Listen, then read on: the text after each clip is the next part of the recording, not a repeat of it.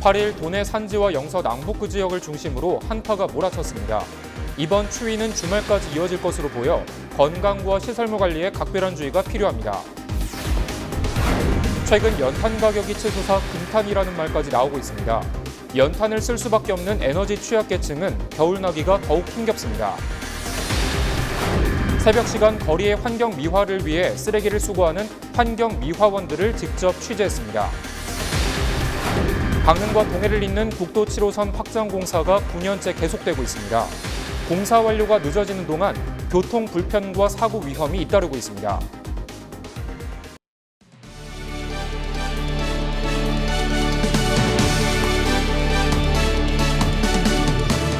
시청자 여러분 안녕하십니까?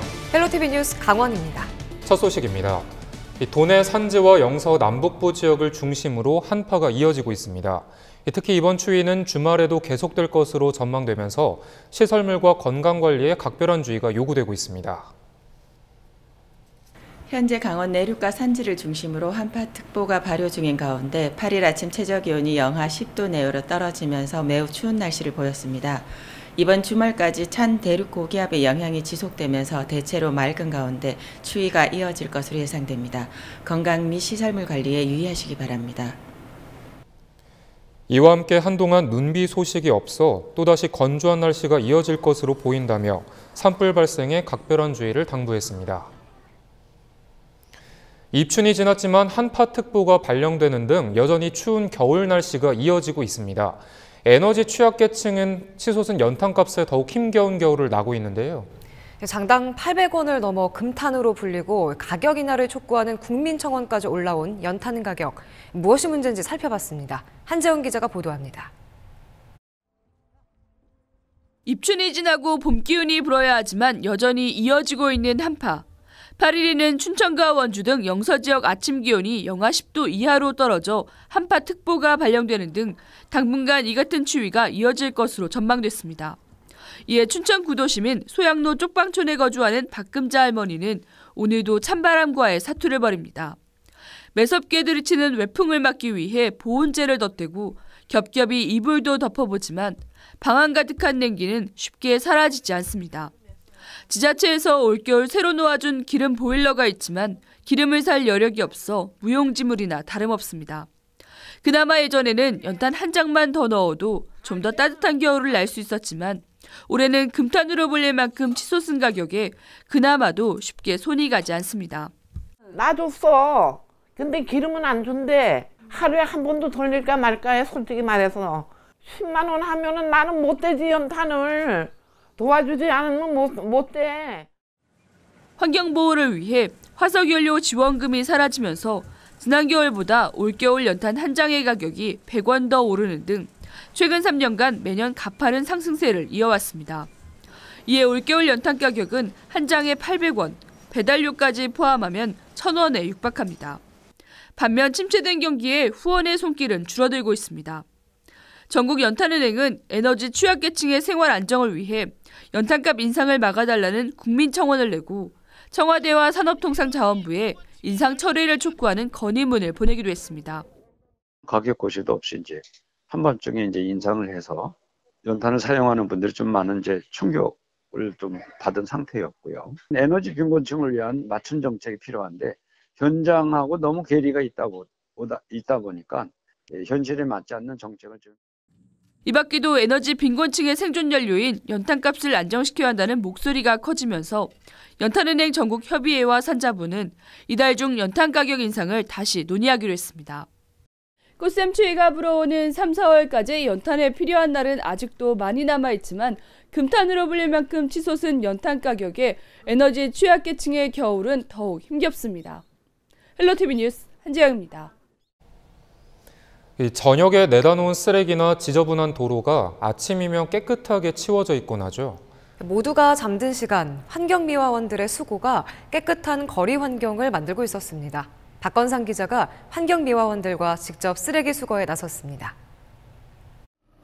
현재 시간은 새벽 3시 50분. 도시의 환경미화를 위해 애쓰는 환경미화원들과 오늘은 쓰레기를 함께 치워보도록 하겠습니다. 모두가 한창 잠에 빠져 있을 새벽 시간. 환경미화원들은 일제히 차량에 올라 담당 구역으로 출동합니다. 가장 먼저 도착한 곳은 전통시장들이 밀집한 원주시 중앙동 일대. 쓰레기 수거 작업은 시작부터 어려움을 겪습니다. 여기 깨진 것도 이렇게 그렇죠. 이게 실을 수 있잖아요. 예. 이거 이제 모르고 이제 다른 사람이 여기 다친다고. 아, 이게 깨진 것까지 이렇게 있구나. 재활용으로 분류돼야 할 폐기물이 그대로 담긴 건 기본이고 쓰레기를 더 담기 위해 테이프로 묶어놓은 것도 곳곳에서 눈에 띕니다. 쓰레기를 치울 때 무거운 것도 있지만 문제는 종량제 봉투 안에 들어있는 음식물 쓰레기들입니다.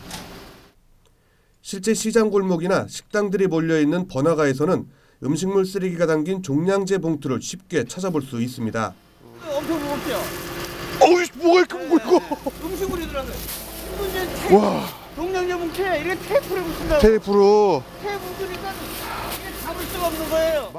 이런 걸 혼자 못 들은다고. 이게 우와. 같은 거 있어가지고. 이제 요 둘이서 이렇게 들어이지만이. 우와. 근데 이 또가지. 이른 새벽 시간대 작업이 이뤄지다 보니 현장에서는 환경미화원들의 안전 문제도 여전히 고민거리입니다. 중앙동 쓰레기를 모두 수거하고 다음으로 간 곳은 원주 도심인 단계동 일대. 작업자들은 골목골목을 누비며 순식간에 생활 쓰레기를 치웁니다. 올해로 5년째 쓰레기 수거를 하고 있는 박수성 씨. 쓰레기 수거 작업이 익숙치 않아 처음에는 다리를 다쳐 병원 신세를 지기도 했습니다. 처음 이제 들어본 지 얼마 안 됐는데 공공용 비닐이 이제 내용물이 뭔지 몰라갖고 양쪽으로 가볍다고 딱 들었는데 여기 뭐 6발을 꼽은 적 있어요. 주택가 골목을 다니다 보면 또 하나의 난관에 봉착합니다. 바로 불법 주정차 문제. 주차 잘못해놓은 거예요. 그래야 차가 못 꺾는 거, 골목에. 마치 고개운전을 하듯 차량들을 피해 주택가 쓰레기 수거를 마치면 어느새 동이 터오기 시작합니다. 환경미화원들은 막바지 쓰레기 수거에 힘을 냅니다. 저 하나로 인해서 좀 요 동네가 깨끗해진다는 그 자체가 좀 뿌듯함. 쓰레기 수거를 시작한 지 약 3시간이 지나자 5톤짜리 수거 차량이 쓰레기로 가득 찹니다. 자, 이제 쓰레기가 완차가 돼서 폐기물 처리장으로 들어가야 합니다. 이분들이 있었기 때문에 우리의 거리는 항상 깨끗함을 유지하고 있지 않았나 하는 생각이 드는데요. 여러분들 쓰레기 버릴 때 조금만 주의한다면 서로 깨끗하게 그리고 안전하게 쓰레기를 버릴 수 있을 것 같습니다. 지금까지 헬로티비 뉴스 박건상입니다.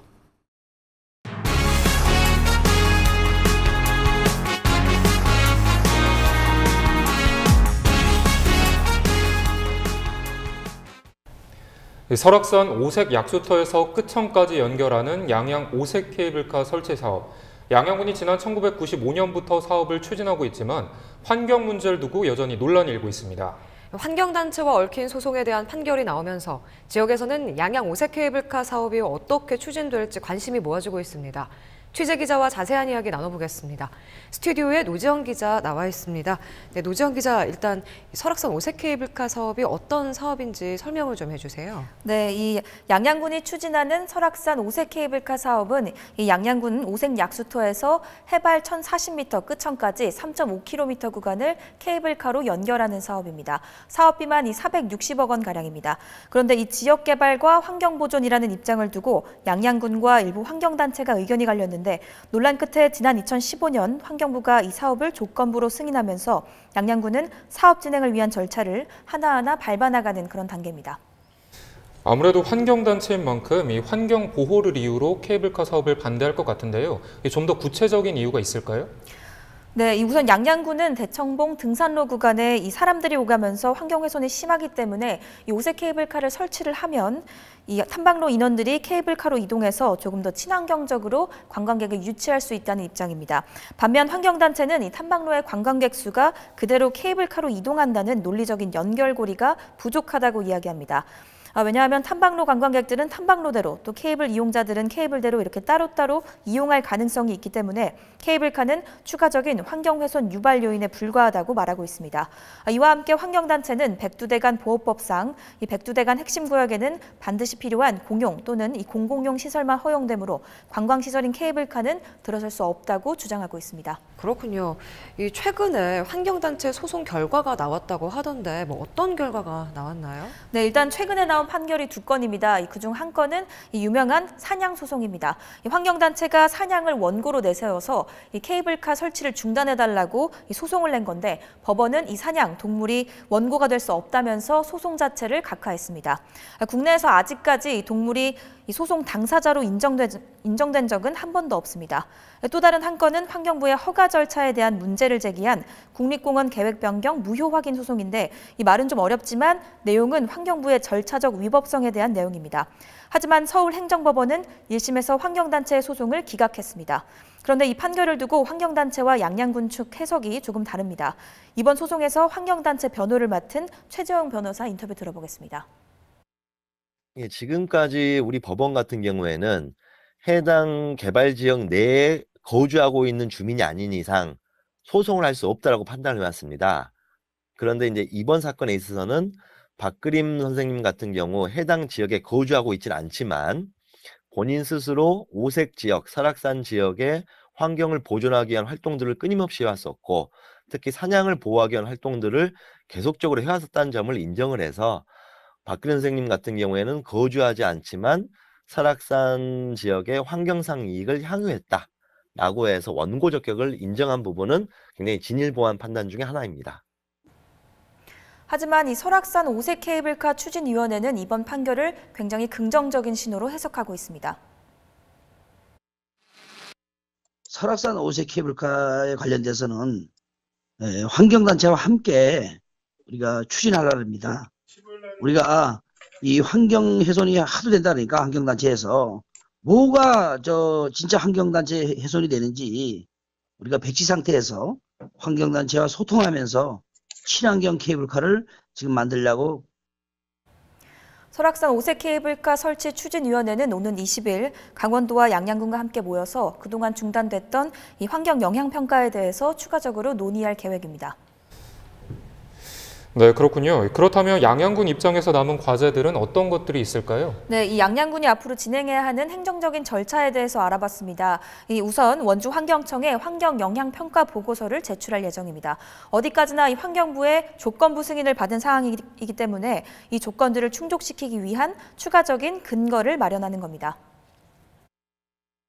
113차 국립공원위원회에서 7가지 부대 조건 하에 승인되었습니다.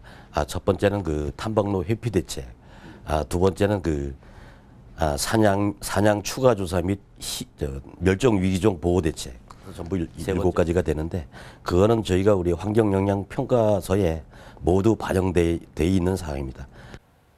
네, 환경 영향 평가 보고서 외에도 이 산림청에 백두대간 개발 행위 허가를 받아야 하고 또 국립공원공단에는 공원 사업 시행 허가를 받아야 합니다. 이 절차를 두고는 좀 통상적이고 형식적인 절차일 뿐이다라는 의견도 있는 반면 이 환경 문제에 또 한 번 맞닥뜨릴 수 있다는 분석도 있습니다. 네, 잘 들었습니다. 오늘 여기까지 듣도록 하겠습니다. 노지영 기자 수고하셨습니다.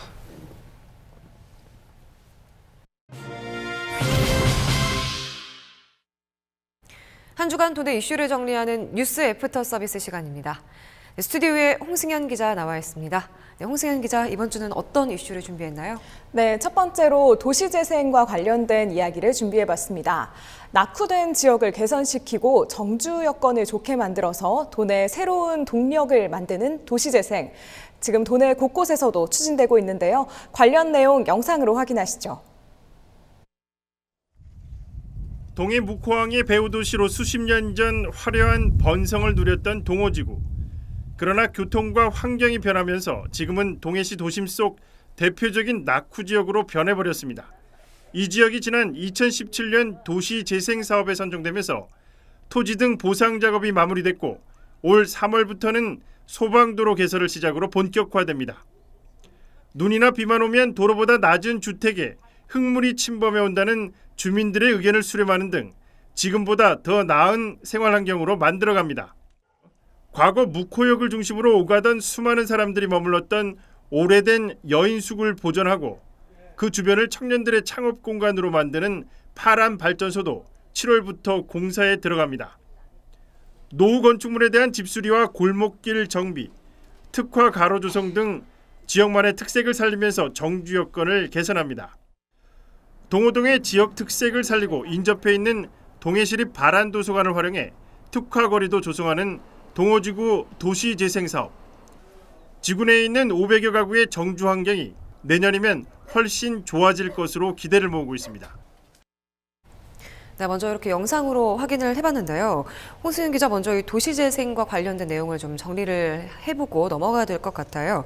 이 도시재생 하면 보통 이 재개발 수준을 떠올리기 마련인데요. 뭐 어떤 차이가 있나요? 네, 먼저 도시재생이란 산업구조의 좀 자연스러운 변화 속에서 이제 개발이 약간 신도시 위주로 흘러갈 수밖에 없잖아요. 네. 이런 상황에서 상대적으로 낙후된 기존 도시에 좀 경제적이나 뭐 새로운 기능을 도입을 해서 사회적으로 부흥시키는 그런 도시 사업을 의미를 합니다. 앞선 리포트에서도 확인을 하셨듯이 동해에 묵호항을 끼고 한때는 정말 동호지구가 수십 년 전까지는 화려한 번성기를 누렸었는데요. 지금은 대표적인 동해의 낙후 지역으로 변해버린 게 바로 그 예입니다. 그런 지역에 책방마을이라는 하나의 테마를 만들어서 활기도 불러일으키고 또 관광객도 찾아올 수 있게 만들어주는 거죠. 이게 얼핏 보면 재개발과 굉장히 비슷해 보이지만 자세히 들여다보면 좀 차이점이 있는데요. 재개발은 기존 건물을 허물고 전부 다시 짓는 것을 기반으로 하는 반면에 도시재생은 도시 고유의 건물을 살려서 건물을 허물지 않고 기반은 그대로 두되 쇠퇴한 도시의 인프라를 재정비해서 지역의 경제성을 좀 살리면서 전반적인 주거복지를 강화한다는 점에서 약간 사업 방식의 차이가 있다, 이렇게 보면 될 것 같습니다. 네. 뭐 그러면 쉽게 얘기를 하자면 도시재생은 약간 리모델링을 하면서 주변도 조금 신경을 써서 좀 활성화를 시킨다는 그런 의미가 되겠네요. 그렇습니다. 기본적으로는 도시 고유의 특성을 살린다는 데 좀 초점이 맞춰 있다, 이렇게 볼 수 있으면 될 것 같습니다. 네, 잘 알겠습니다. 지금 이 도내 곳곳에서 도시재생 사업이 계속해서 이어지고 있다고 제가 알고 있는데요.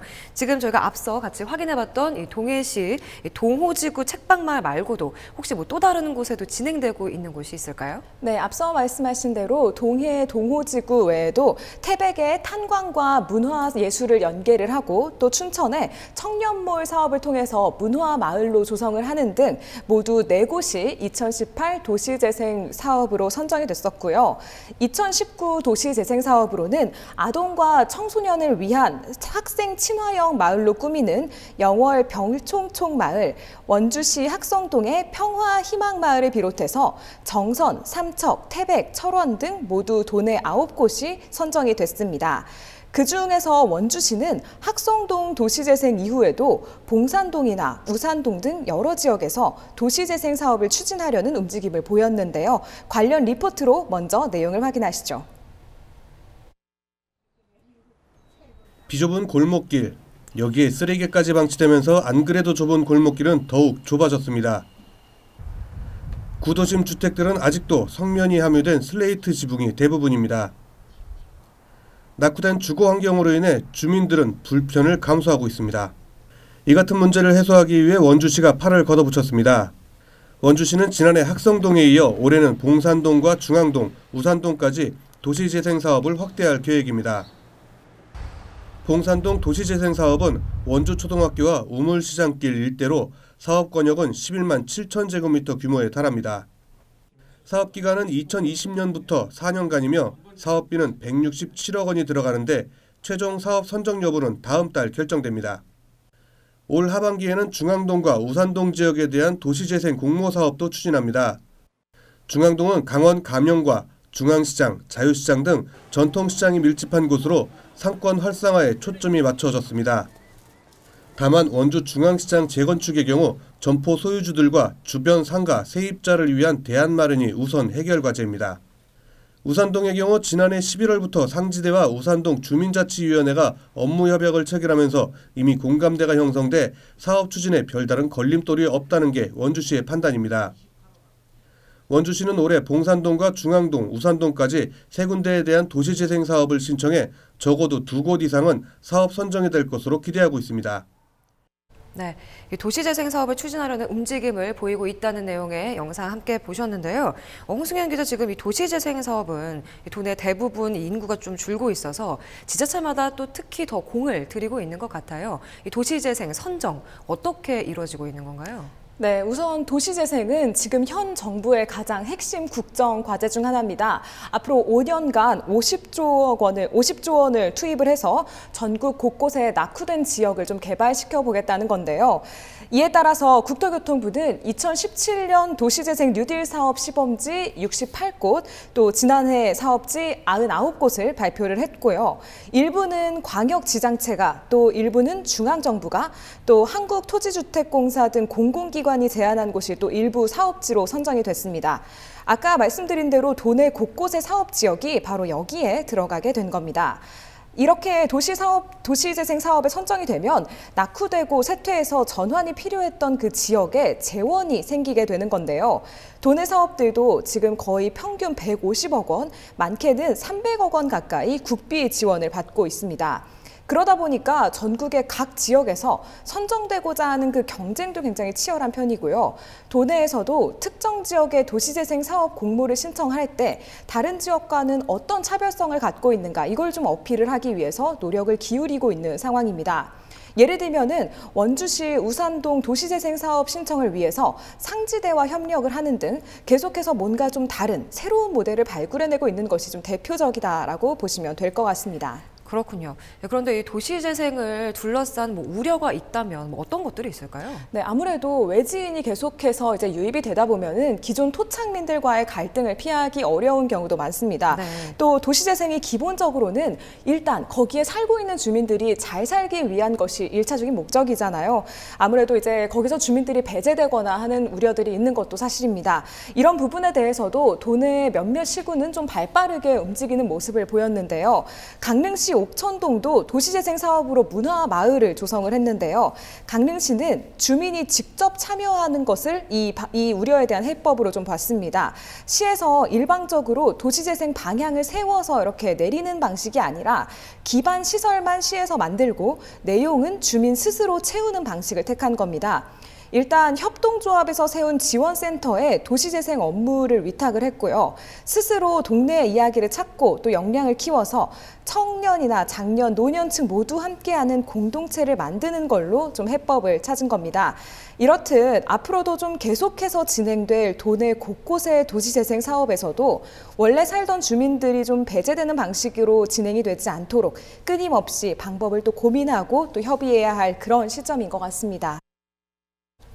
네, 이 도시재생 사업이 모쪼록 좀 순기능에 집중을 해서 좀 잘 이루어져서 도내의 새로운 동력이 됐으면 하는 바람입니다.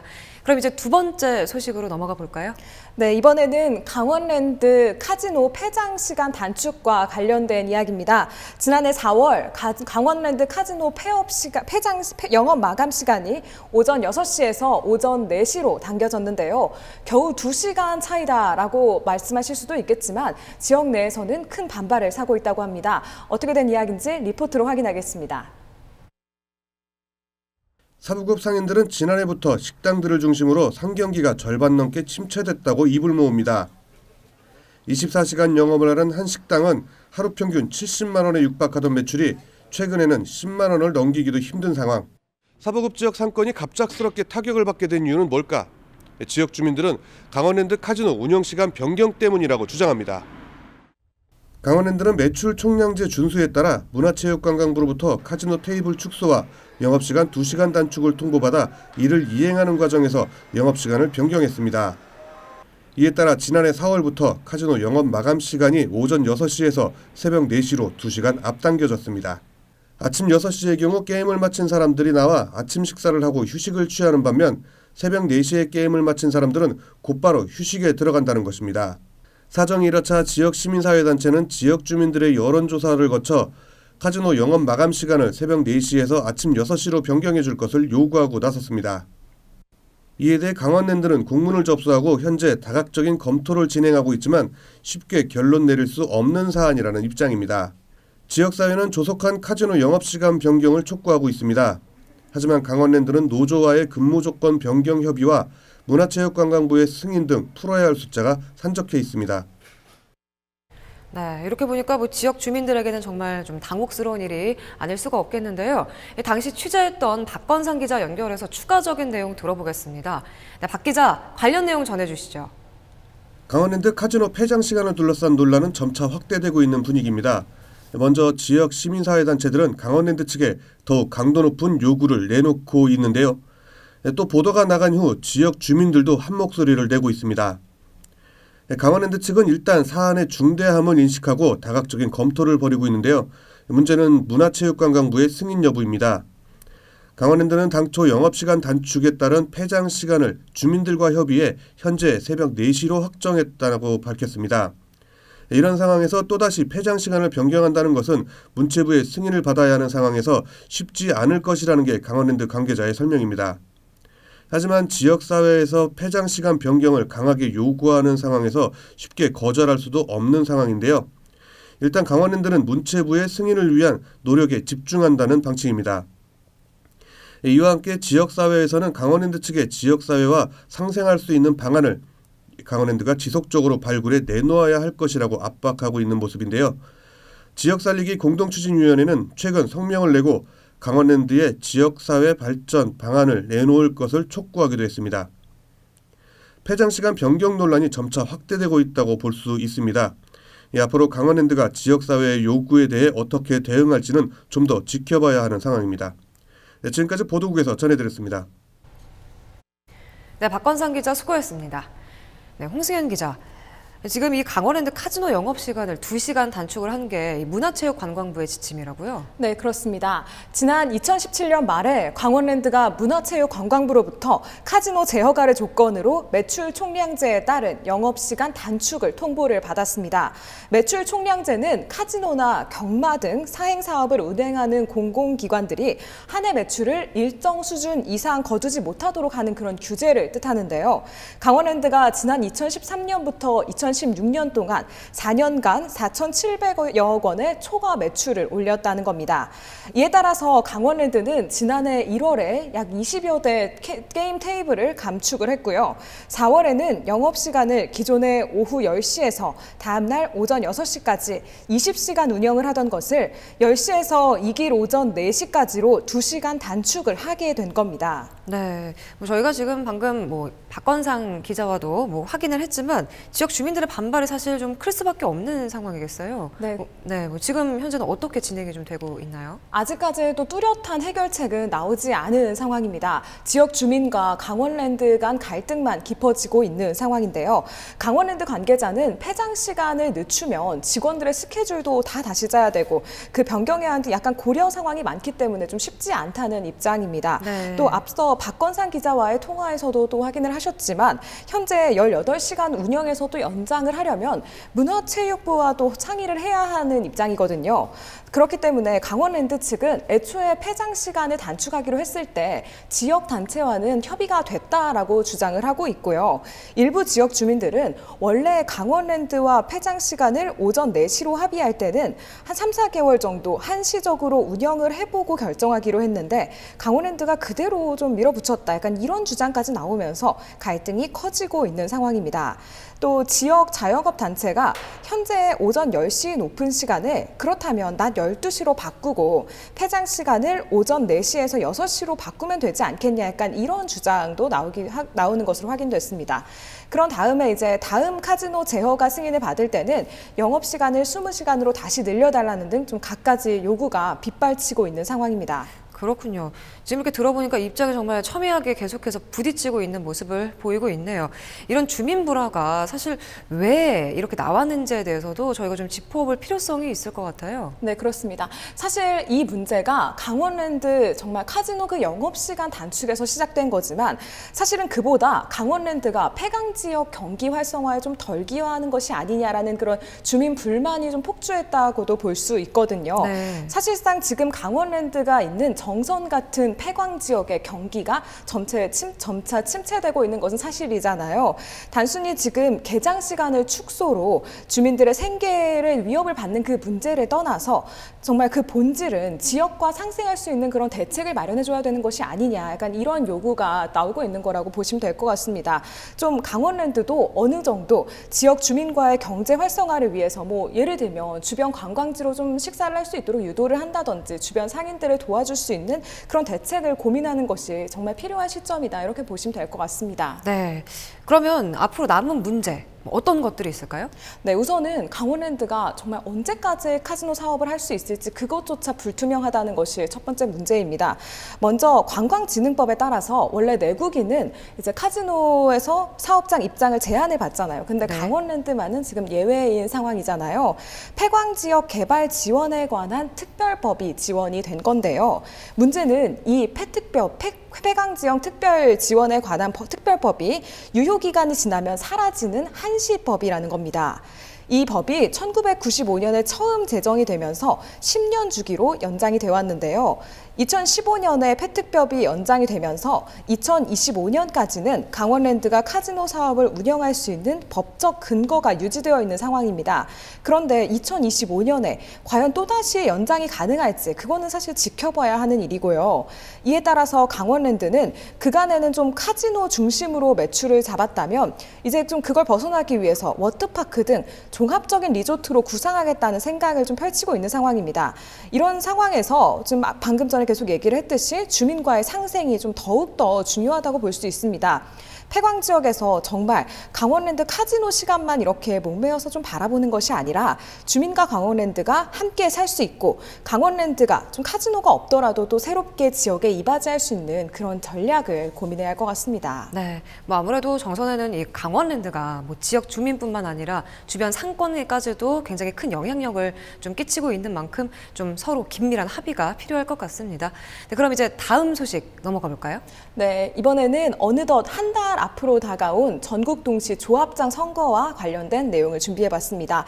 벌써부터 도내에는 선거 관련돼서 좀 열기가 뜨겁게 달아오르고 있는데요. 관련 영상부터 확인하시죠. 조합장은 각 지역 농수축협과 산림조합 등의 수장입니다. 억대 연봉의 예산과 인사권 등 막강한 권한이 있고 지역에서의 지위 때문에 경쟁이 치열합니다. 지난 2015년 열린 제1회 전국 동시 조합장 선거 도내 경쟁률은 3.1대 1이었습니다. 다음 달 13일 열리는 제2회 선거까지 이제 남은 기간은 약 한 달여. 오는 22일부터 선거인 명부가 작성되고 26일부터 이틀간은 후보자 등록 신청이 이루어집니다. 또 28일부터 2주간은 공식 선거운동이 펼쳐지고 투표는 13일 오전 7시부터 오후 5시까지 진행됩니다.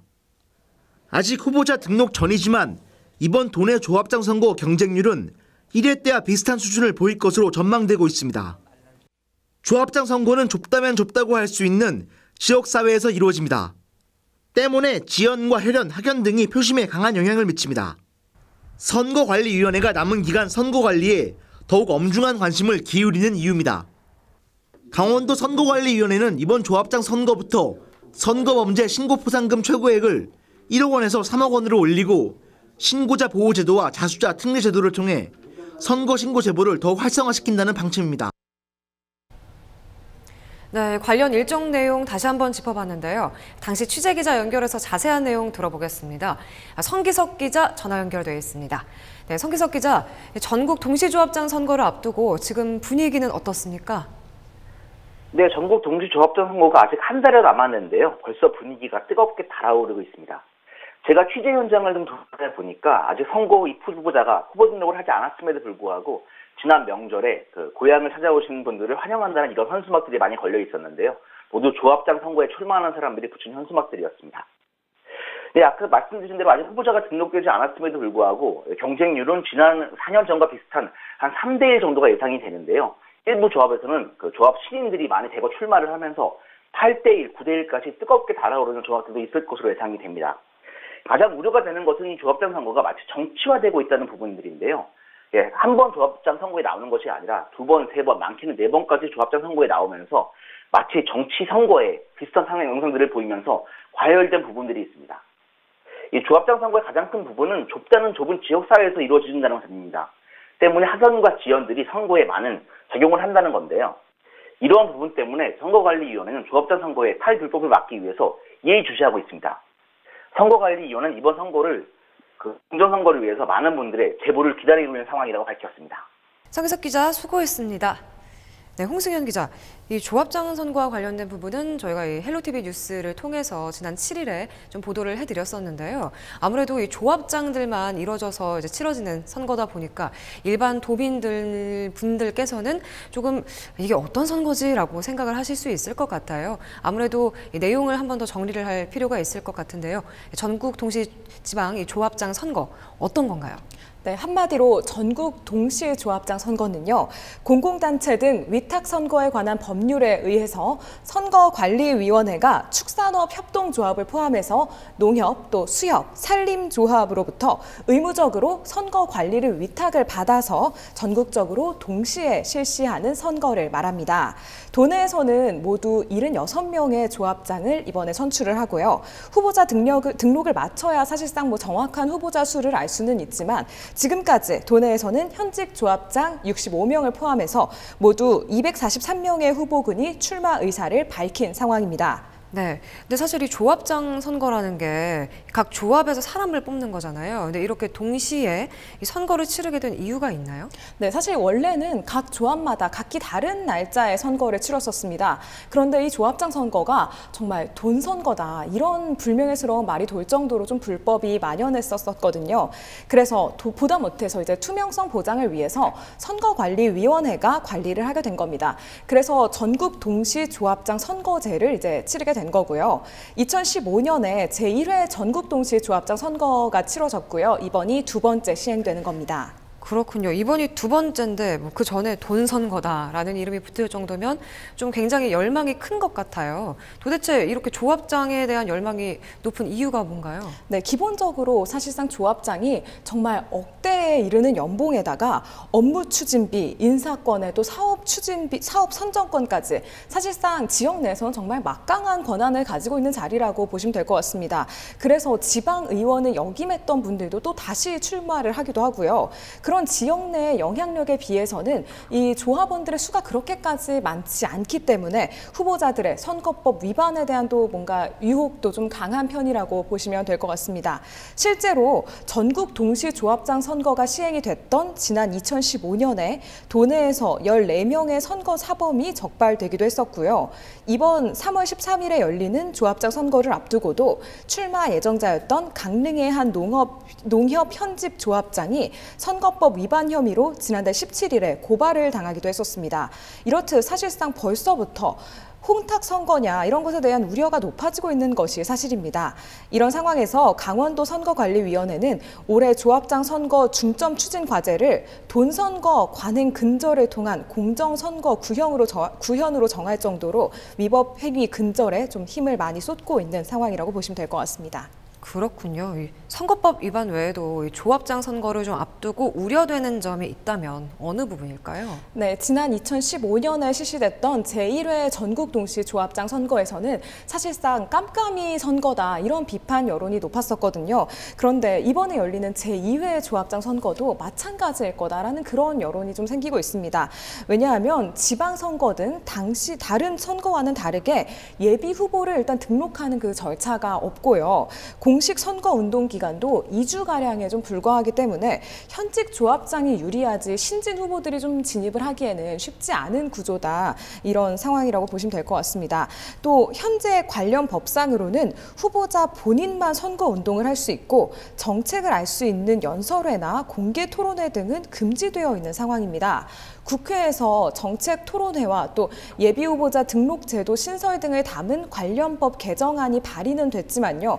여러 가지 또 정쟁에 가로막히면서 당장 이번 조합장 선거에 적용되기는 쉽지 않은 상황이기도 하고요. 사실상 지방선거 같은 공직선거보다 선거운동이 대폭 제한되는 셈이어서 이번에도 사실상 깜깜이 선거다 이런 비난을 피하기는 좀 어려워 보입니다. 네, 사실 조합장 선거가 지역에서는 굉장히 중요한 선거인데 후보자를 알 수 있는 제도가 좀 많지 않다는 점은 좀 아쉬운 점인 것 같습니다. 네, 여기까지 듣도록 하겠습니다. 오늘도 홍승현 기자와 함께 이번 주 뉴스 뒷이야기를 들어봤습니다. 네, 홍승현 기자 수고했습니다.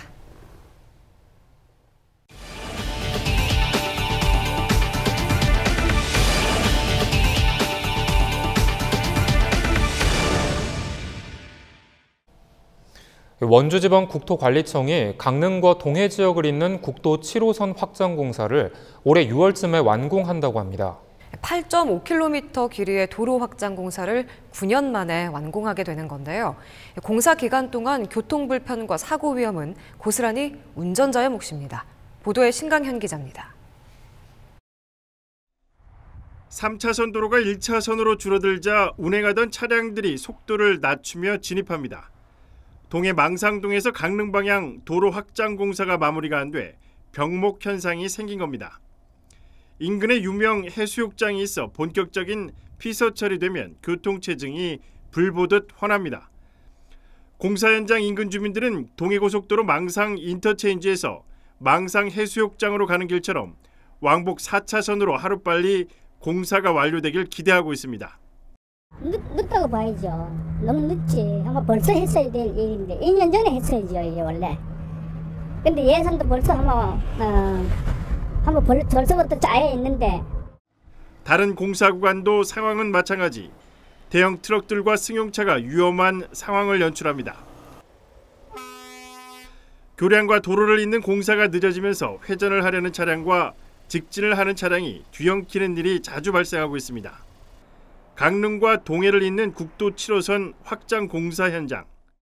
원주지방국토관리청은 2011년에 강릉과 동해 지역의 접근성 개선과 해안권 관광 발전을 위해 확장 공사를 시작했지만 벌써 9년째 공사 중입니다.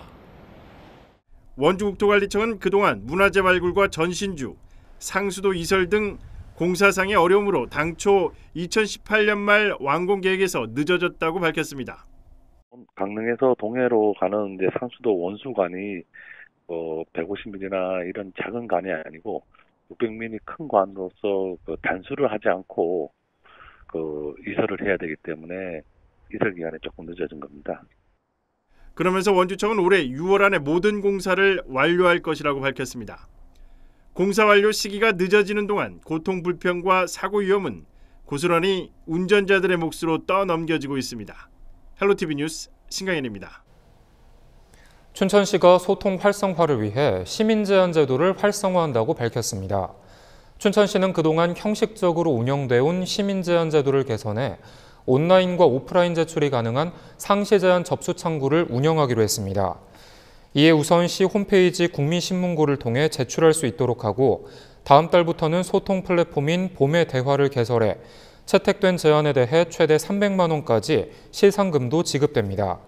이 밖에도 제시된 제안에 대해서는 의제로 설정해 공론화 과정을 걸치고 정책 결정에 반영하도록 합니다.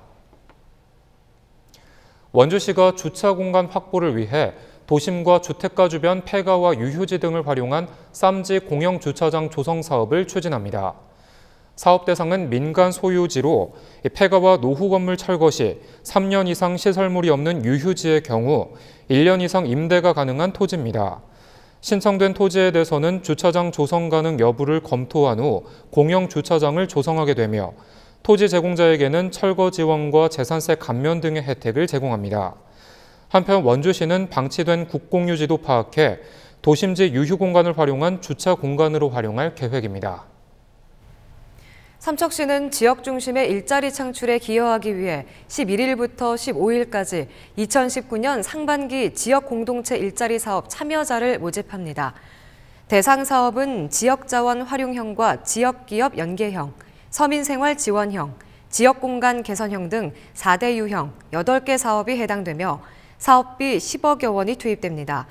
선발 인원은 180여 명이며 이 모집 대상은 공고일 현재 만 18세 이상 근로능력자로서 가구 소득이 기준 중위소득 65% 이하면서 재산이 2억 원 이하인 사람이 해당됩니다. 강릉시는 2018 기준 사업체 조사를 오는 13일부터 3월 12일까지 실시한다고 밝혔습니다. 시는 조사 대상은 지난해 12월 31일 기준으로 강릉시 지역 내 1인 이상 모든 사업체로 모두 21,949곳입니다. 사업체 조사는 우리나라 전체 산업 규모의 특성을 파악하기 위해 매년 전국적으로 실시하며 특히 2019년 조사에서는 고성장 중인 프랜차이즈 산업의 기초통계 모집단 마련을 위한 신규 항목이 추가됐습니다. 이상으로 헬로티비 뉴스를 마칩니다. 헬로티비 뉴스는 지영민과 함께합니다. 시청해주신 여러분 고맙습니다.